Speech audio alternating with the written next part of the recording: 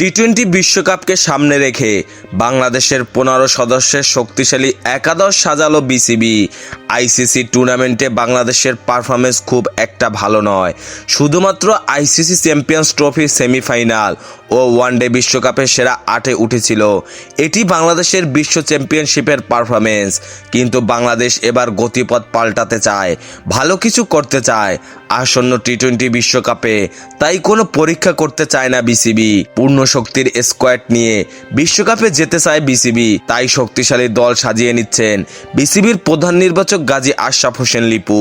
বিশ্বকাপ দলে 14 জন ক্রিকেটার থাকবেন, এটা প্রায় নিশ্চিত। শুধু একটি জায়গা বাকি আছে, আরও একটি জায়গার জন্য প্রতিদ্বন্দ্বিতা করছেন প্রায় 5 জন ক্রিকেটার।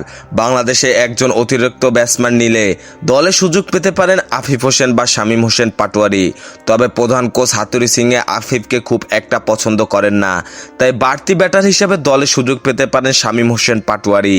তবে বাংলাদেশে বাড়তি খেলোয়াড় নিলে দলে দেখা যেতে পারে তারকা স্পিনার হাসান সাকিব বা স্পিনার আলী ইসলামকে। তবে আলী ইসলামের এখানে সুযোগ বেশি, কারণ বাংলাদেশের হয়ে পেস বিভাগে দেখা যাবে তাসকিন আহমেদ, শরীফুল ইসলাম, মুস্তাফিজুর রহমান ও সাইফুদ্দিন শামিলকে।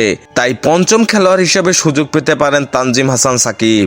টি-20 বিশ্বকাপের জন্য বাংলাদেশের সম্ভাব্য 15 সদস্যের স্কোয়াড: নাজমুল হোসেন শান্ত অধিনায়ক, লিটন দাস, সৌম্য সরকার, তানজিদ হাসান তামিম, সাকিব আল হাসান, মাহমুদুল্লাহ রিয়াদ, তাওহিদ হৃদয়, জাকির আলী অনিক, শেখ মাহাদি, সাইফুদ্দিন, আলিস আল ইসলাম, তাইজুল ইসলাম, মুস্তাফিজুর রহমান, তাসকিন আহমেদ ও শরীফুল ইসলাম।